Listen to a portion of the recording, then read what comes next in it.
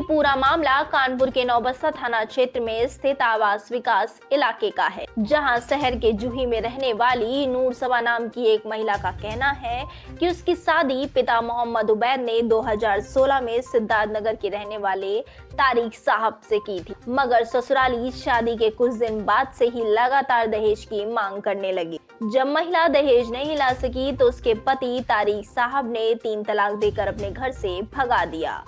जिस वक्त महिला को 3 तलाक दिया गया उस वक्त वो गर्भवती थी, जिसके बाद पीड़िता सिद्धार्थनगर से अपने घर कानपुर आ गई।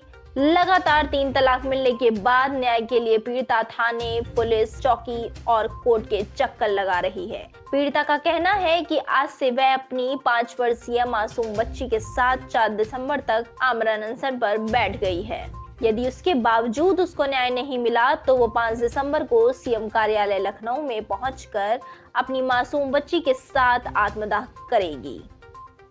बेटा क्या नाम है आपका और क्या मामला है पूरा? हमारा नाम नूर सबा है। हमारी शादी सिद्धार्थनगर तारिक साहब से हुई थी। वो लखनऊ अलीगंज में रहते हैं, जॉब करते हैं, सीए हैं हमारे पति। इन्होंने हमको मतलब घर से तलाक दे के घर से भगा दिया और हम अपनी बेटी मेरी यहाँ सब मायके में हुई तो हमारी बेटी को कोई देखने नहीं आया और ऊपर से फ़ोन किया जब तो उस फ़ोन पे भी तलाक दे रहे हैं और कह रहे हैं बेटी हुई है, अब हम तुम और तुम्हारी बेटी अपने मायके में ही रहो, हम तुमको नहीं रखेंगे। कहीं आला अधिकारियों के यहाँ आपने शिकायत की है? जी हमने कई जगह हमने अपील की, मतलब एप्लीकेशन डाली, सब जगह हमने केशव प्रसाद मौर्य जी को हमने पत्र लिखा, महिला आयोग दिया, बहुत हमने समझ लीजिए 6 सालों से हम अपने मायके में रह रहे हैं। हमने हर तरफ पोर्टल किया लेकिन हमको इंसाफ नहीं मिला। हमें मोदी और योगी जी से पूरी उम्मीद है कि हमको इंसाफ मिलेगा। हम मतलब आज से धरने पे बैठे हैं सुबह 10 बजे से और हम जब तक नहीं उठेंगे हमको जब तक इंसाफ नहीं मिलेगा। और अगर इंसाफ नहीं मिलता है तो हम 5 तारीख को जाकर योगी आवास के सामने अपनी बच्ची के साथ आत्मदाह कर लेंगे।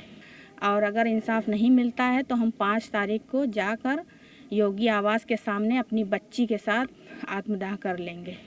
मामला ये है कि मैंने 8/5/2016 को अपनी बेटी की तारिक साहब से शादी करी थी और उसके बाद उनका भाई जो पुलिस में है वो प्रताड़ित करने लगा और जो दूसरा वाला जेठ है वो मारपीट करने लगा बेटी के साथ। बेटी को गांव में रखते थे और वो लड़का लखनऊ में रहता था। उसके बाद भी हम लोग ने कुछ नहीं कहा। उसके बाद इन लोगों ने वहाँ हमको बुला के और बेटी को घर से निकाल दिया। हमारे कनपटी पे लाइसेंसी रिवॉल्वर सवेरे रखते ने रख दी और उसके बाद मैं कैसो अपनी जान बचा के आया और बेटी को जब लेके आया तो केपीएम हॉस्पिटल में भर्ती कराया और उसके बाद वहाँ से उन्होंने रिफ़र किया तो उर्थिला गई। उर्थिला से फिर सिंधी हॉस्पिटल में बच्ची हुई। बच्ची की जब खबर दी गई उनको तो उन्होंने 3 तलाक दे दिया और उसके बाद देने के बाद उन्होंने कहा कि मैं नहीं रखूँगा, जो करते बने कर लो। वो पुलिस में होने का, पुलिस महकमे का बदनाम कर रहे हैं और पुलिस का नाजायज़ फ़ायदा उठा रहे हैं। गुलरेज अख्तर जिनका PNO नंबर 9521-700-80। अभी तक आपको जो है कोई मदद मिली है किसी तरह की? जो है कहीं अधिकारियों से शिकायत किया, कोई मदद मिली? बहुत हमने अधिकारियों से शिकायत किया। योगी जी के पास कई बार गए, कई बार केशव प्रसाद जी के यहाँ गए और हर जगह हमने महिला आयोग में डाला, जाके महिला आयोग वहाँ जाके एप्लीकेशन दी, सब कुछ दी, शिकायत करी, लेकिन हमारे साथ कोई कार्रवाई मतलब कोई इंसाफ नहीं हुआ।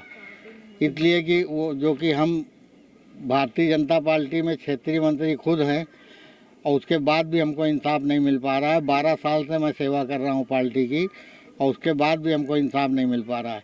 तो योगी जी से मेरी हाथ जोड़ के निवेदन है कि हमको इंसाफ दिलाया जाए और मेरी बच्ची को सही इंसाफ मिले।